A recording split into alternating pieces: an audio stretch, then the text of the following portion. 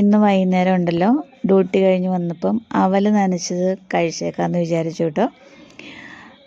സ്കൂളിലൊക്കെ പഠിക്കുന്ന സമയത്ത് 4 മണി കാപ്പിക്ക് അവൽ നനച്ചത് വീട്ടിൽ വരുമ്പോൾ റെഡിയാക്കി വെക്കുമായിരുന്നു കേട്ടോ. പഴമൊക്കെ കൂട്ടി കഴിച്ചതൊക്കെ ഓർത്തു. ആ അവൽ കണ്ടപ്പോൾ അങ്ങനെ ഒരു ഓർമ്മ വന്നപ്പോൾ അവൽ വാങ്ങിയതാണ്. ഒരു കുറച്ച് അവലെടുത്തിട്ടുണ്ട് കേട്ടോ. ഒരു 2 പിടുത്ത അവലുണ്ടാവും. അതിലേക്ക് നല്ല പച്ച തേങ്ങ, ഒരു അരമുറി തേങ്ങ ചേർത്ത് കൊടുക്കുന്നുണ്ട്. നല്ല തേങ്ങാപ്പാലൊക്കെ ഉള്ള നല്ല പച്ച തേങ്ങ വേണം ചേർത്ത് കൊടുക്കാനായിട്ട്. ഒരുപാട് മൂത്ത തേങ്ങയൊക്കെ അതിൽ തേങ്ങാപ്പാലം ഉണ്ടാവത്തില്ലല്ലോ. അപ്പം നല്ല പച്ച തേങ്ങ വേണം അവൽ നനയ്ക്കാൻ തിരഞ്ഞെടുക്കാനായിട്ട്. പിന്നെ ഒരു നുള്ള് ഏലക്കാപ്പൊടി കേട്ടോ. അതിൻ്റെ തൊണ്ടൊക്കെ കളഞ്ഞ് നന്നായിട്ട് പൊടിച്ചെടുക്കണം. ഇനി അതിലേക്ക് ചേർക്കേണ്ടത് നല്ല ജീരകമാണ്.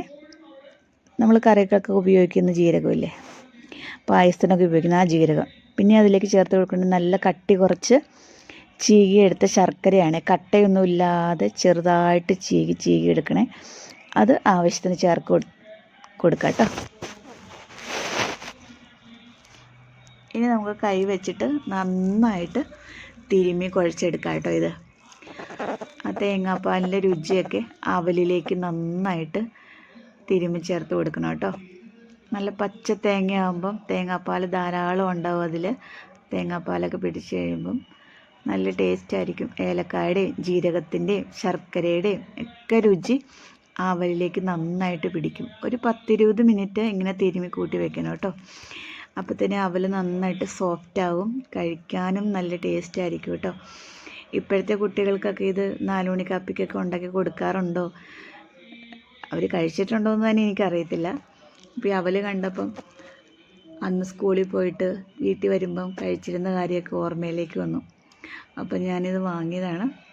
പിന്നെ എന്തായാലും കാപ്പിക്ക് ഉണ്ടാക്കി കഴിക്കണമല്ലോ.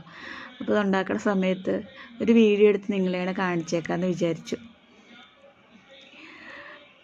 അപ്പം ആരെങ്കിലുമൊക്കെ ഈ അവൽ നനച്ചതിൻ്റെ കാര്യം മറന്നു പോയിട്ടുണ്ടെങ്കിൽ ഒന്നുണ്ടാക്കി കഴിക്കണം കേട്ടോ.